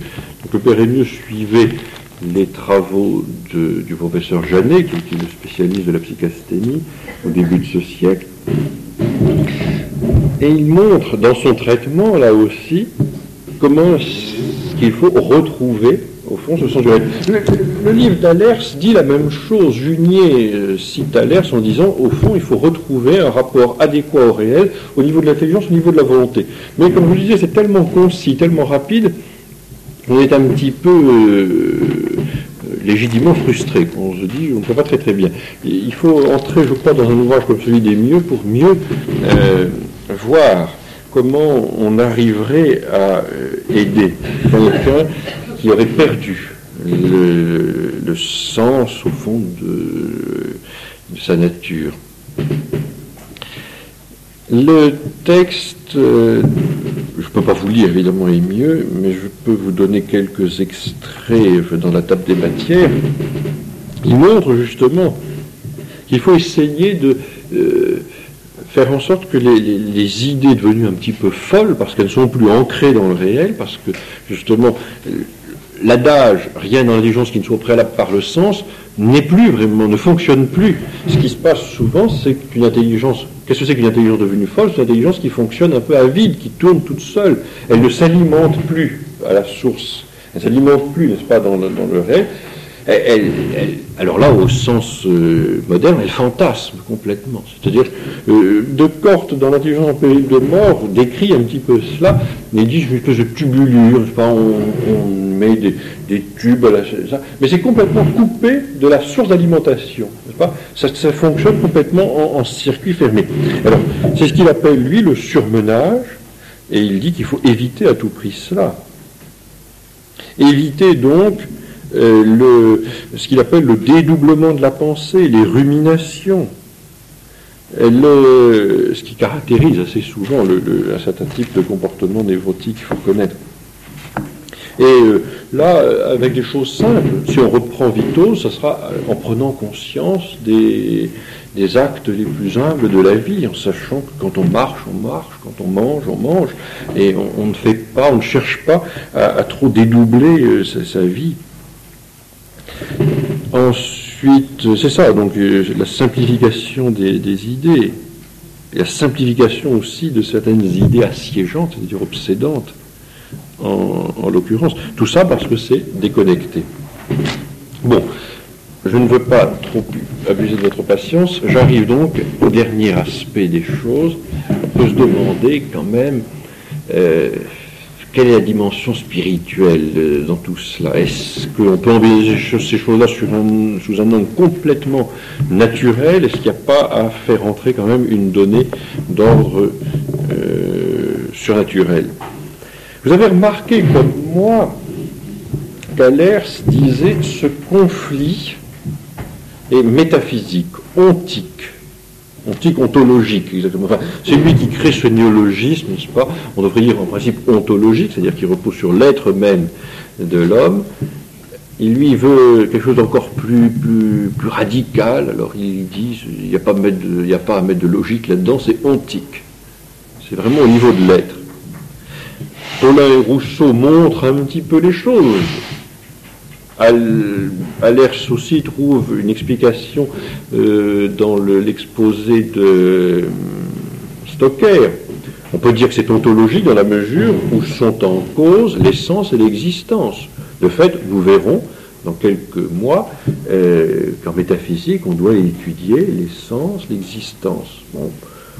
Mais nous savons très très bien, nous ne réduisons pas simplement une essence, une existence. Il y a d'autres choses. Nous savons par la révélation que nous n'avons pas été créés en état de nature pure. Nous savons que nous avons été créés, nos premiers parents ont été créés en état de grâce, et qu'ils ont perdu cette grâce. Il ne s'agit pas, si vous voulez, simplement de considérer que nous avons à réaliser existentiellement une essence. Il faut se demander aussi si cette essence peut se réaliser facilement. Je vous disais, en reprenant le travail de Paulin et de Rousseau, que l'éducation est là pour bien orienter la liberté, pour faire en sorte que nous devenions ce que nous sommes essentiellement. Mais nous savons tous que c'est difficile. Là, il ne faut pas rester sur un plan philosophique, il faut introduire une donnée théologique, c'est-à-dire beaucoup plus ici concrète. Nous savons très très bien, comme disait Ovide, on voit ce qui est bien, ce qui est mieux même. On l'approuve, mais on fait ce qui est moins bien. Le deteriora sequor, ça existe. Alors, comment ça s'explique? On a pu avoir reçu une très bonne éducation, et on ne fait pas ce qu'il faudrait. Comment ça s'explique? Eh bien là, on introduit une donnée révélée, c'est le péché originel. Cette question donc de notre essence perturbée par le péché originel. C'est très beau, c'est très satisfaisant. On se dit, ben voilà, c'est tout simple, Vitos veut faire ça, Stocker le propose, Allers est tout à fait d'accord, le Pérémieux pense qu'il faut faire comme ça. Donc on va d'abord bien comprendre les choses. Il faut sentir, comprendre, aimer. C'est très beau. Mais nous savons très très bien que parfois nous sentons des choses qui ne sont pas aimables, que nous avons envie de connaître des choses qui vaudrait mieux pas sentir, etc., etc. On voit très bien qu'il y a un désordre. Alors, bien sûr, tout le monde n'a pas été élevé aux oiseaux, moi le premier. Est-ce que c'est un défaut d'éducation? Est-ce que c'est ça? Non, ça ne suffit pas. On sait très bien qu'il y a quelque chose dans la nature. Alors là, il faut reprendre la théologie sur le péché originel, où interviennent trois autres adages, développés par les pères de l'Église. Nous avons été créés donc en état surnaturel, n'est-ce pas, état de grâce, nos premiers parents. Par le péché originel, ils sont dépouillés de cette grâce. Ils perdent la grâce. Spoliatus gratuitis. Spoliatus, l'homme, n'est-ce pas, né dépouillé de la grâce. Lorsque nous naissons, nous n'avons pas la grâce. C'est le baptême qui restaure cette intimité avec Dieu, qui nous permet de retrouver cette grâce perdue par la faute de nos parents, par la première faute, le péché de nos premiers parents. Mais ce n'est pas parce que nous retrouvons la grâce par le baptême que ne se vérifient pas les deux autres adages. Les deux autres adages qui s'énoncent ainsi: l'homme est blessé dans ses puissances naturelles, vulneratus in naturalibus. Il est blessé dans ses puissances naturelles, vulneratus in naturalibus. Mais ces puissances naturelles demeurent radicalement intactes. Ces puissances naturelles, naturalia, monserunt integra. Elles demeurent capables de leur objet. C'est-à-dire que l'intelligence qui est faite pour le vrai demeure capable, mais c'est plus difficile depuis le péché originel. Elle est bien faite pour le vrai, mais elle a du mal à atteindre son objet. La volonté qui est faite pour le bien demeure radicalement capable de son objet. Elle veut le bien, mais c'est plus difficile. Et c'est plus difficile en particulier parce que notre concupiscence, notre sensualité, se révolte contre la rationalité. Et là, on retrouve l'épître aux Romains, traduite par Racine. Mon Dieu, quelle guerre cruelle, je sens deux hommes en moi. Oui, il y a deux hommes en nous. Et alors là aussi, il y a un conflit. Mais c'est un conflit encore plus radical, voyez-vous. Si on résume un petit peu, nous sommes partis du conflit que nous écartons maintenant, le conflit de Freud entre l'inconscient et le conscient, conflit intrapsychique. Je l'écarte pour le retrouver. Mais, avant de le retrouver, reprenons. On a vu le conflit d'Allers. Allers disait il y a un conflit entre le réel et ce que je voudrais être, ce que je puis être réellement et ce que je voudrais être au fond de moi. Il y a un conflit, un désaccord. Et avec Stocker, nous avons vu que le conflit est plus intime, plus profond encore, parce que si ce que je veux être ne correspond pas à ce que je puis être, si je suis en conflit entre ma volonté de puissance, si vous voulez, et puis ce que le réel me permet d'être vraiment, c'est parce qu'au fond de moi-même, je ne réalise pas existentiellement ce que je suis essentiellement. C'est-à-dire qu'il y a un désordre entre ma nature et puis au fond ma vie. Ces choses vous paraissent un petit peu complexes, mais quelqu'un comme Paul Bourget le disait, il faut vivre comme on pense, selon ce que l'on sait être vrai, parce que sinon on se met à penser comme on a vécu, c'est-à-dire qu'on met sa pensée en adéquation avec une vie plus ou moins aberrante. Bon, on a eu Freud, l'inconscient, le conscient. On a eu Allers, ce que je veux être, ce que je puis être. On a eu Stocker, entre ce que je suis essentiellement et ce que je suis réellement. Et puis maintenant, nous arrivons, et nous allons retrouver Freud, nous arrivons à une conception théologique, et nous voyons qu'il y a un conflit, énoncé par saint Paul, énoncé par saint Augustin, dans ces trois adages. Il y a effectivement deux hommes en nous. Il y a effectivement un conflit entre ce que je suis essentiellement, et puis ce que le péché a introduit. Il y a la norme, effectivement, comment ça doit se faire, d'abord la sensibilité, puis l'intelligence, enfin la volonté, et puis il y a ce péché originel qui perturbe cet ordre. Le péché originel qui introduit un désordre.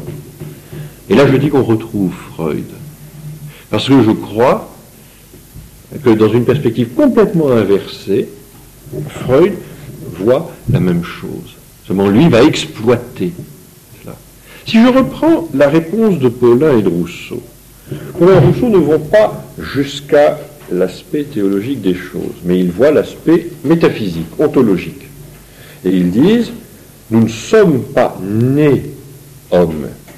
Nous sommes hommes en puissance, l'éducation va nous obliger à nous extraire d'une certaine animalité et réaliser, nous faire réaliser ce qu'il y a de spécifiquement humain en nous. Et c'est vrai, un petit enfant est d'abord un petit animal. Et l'éducation est là pour. C'est pour ça que l'éducation est nécessairement contraignante. Et ça ne peut pas être autrement. L'éducation, donc, permet de bien canaliser la liberté, de bien orienter, n'est-ce pas, l'homme vers sa vraie fin. C'est bien. Nous avons vu que Freud s'opposait exactement à ça. Pour lui, il ne faut surtout pas faire ça. C'est une anti-éducation. Il faut ne pas laisser l'intelligence et la volonté maîtriser les instincts. Il faut au contraire laisser ces instincts se débrider. Si on va maintenant un petit peu plus loin, un peu plus profond que ce que Paulin et Rousseau nous ont donné, si on va au point de vue théologique, la théologie nous dit il y a effectivement deux hommes en nous. Il va falloir donc accepter un combat, accepter une lutte, ce qu'on appelle le combat spirituel. Il va falloir effectivement faire en sorte que le vieil homme soit dominé par l'homme nouveau. Il va falloir faire en sorte que la concupiscence, qui a tendance à toujours chercher plus, soit, par une saine ascèse, dominée, contrôlée par l'intelligence, par la volonté. Ça ne peut pas se faire dans une perspective théologique en dehors de la grâce. La grâce aide. Cette éducation ne peut pas être une éducation purement naturelle, de type laïque, si vous voulez. Il faut introduire une donnée. Ce n'est pas de la simple instruction. Là. Il ne s'agit pas simplement de dire aux gens de faire ce qu'il faut faire pour qu'ils le fassent. C'est une éducation. Donc, il faut introduire cet élément-là qui est la grâce. Parce que pour restaurer la nature ne suffit pas. Pour restaurer l'ordre essentiel, la nature ne suffit pas. Parce que nous n'avons pas été créés en état de nature pure. Nous avons été créés en état de grâce. Cette grâce a été perdue. La nature en a été déchue. Pour restaurer cette nature, il faut aussi, en plus de l'éducation humaine, il faut, il y a de l'éducation surnaturelle. Là, donc, nous sommes à ce point-là, un petit peu plus profond, un petit peu plus loin que Paulin et Rousseau. Maintenant, on compare ça avec Freud. Qu'est-ce que c'est alors que l'anti-éducation, selon Freud? C'est quelque chose qui va contre la grâce. Contre la grâce, exactement. En cherchant, n'est-ce pas, à développer la concupiscence, à exacerber. On a exactement l'inverse de ce que cherchera un éducateur chrétien. Un éducateur chrétien donc pense qu'il donne des principes éducatifs aidés par la grâce. Il pense que ces blessures qui infectent, comme vous voudrez, nos puissances naturelles, et elles ont des noms, il faut donner les noms. Vous avez l'intelligence qui est blessée par l'ignorance et qui doit être aidée, éduquée par cette vertu qu'on appelle la prudence. Vous avez une autre faculté, la volonté, qui elle est blessée par la malice et qui doit être éduquée, aidée. C'est-à-dire qu'on cherche ici à cicatriser, on ne cherche pas à envenimer la blessure. Et on va utiliser cette vertu morale qu'on appelle la justice, prudence, justice. Et puis vous avez au niveau effectivement du concupiscible et de l'irascible deux blessures. Le concupiscible est blessé par la concupiscence et l'irascible est blessé par ce qu'on appelle la faiblesse, plus de force, et ça doit être corrigé par deux autres vertus morales que vous connaissez, la tempérance pour la concupiscence et la force pour l'irascible. Donc, toute éducation repose sur ces 4 vertus morales. Eh bien, la psychanalyse, c'est cette anti-éducation. C'est exactement l'inverse. C'est-à-dire pourquoi ? Parce que de fait, sur l'intelligence et sur la volonté est jeté un discrédit. On considère qu'effectivement, l'intelligence et la volonté vont mater et donc rendre névrosé le sujet. Je vais un petit peu plus loin, puis je vais m'arrêter quand même, pour expliquer un peu ce que je veux dire, parce que ça me paraît peut-être extraordinaire qu'on en arrive à un point de vue de type théologique. Si vous lisez Freud, on voit que cette perspective n'est pas absente. Mais à contrario, je crois qu'il y a effectivement chez Freud une intelligence particulièrement aiguë de la nature déchue, mais avec une volonté de s'y maintenir et de ne pas s'en défaire, de ne pas s'en corriger. Je vous donne là 2 ou 3 petits exemples comme ça. Quand on lit les œuvres de jeunesse, lorsqu'on voit, n'est-ce pas, comment est-ce qu'il compare sa propre psychanalyse, son auto-psychanalyse, n'est-ce pas, son auto-analyse, à une descente aux enfers. Je ne crois pas que ce soit une simple comparaison. Lorsqu'il cite, n'est-ce pas, en exergue d'un de ses articles, ce vers de l'Énéide, n'est-ce pas, le Archérontam mauvais beau, je remuerai, je ferai bouillonner, n'est-ce pas, tout ce qu'il y a au fond, n'est-ce pas, comme puissance infernale, au fond de soi-même.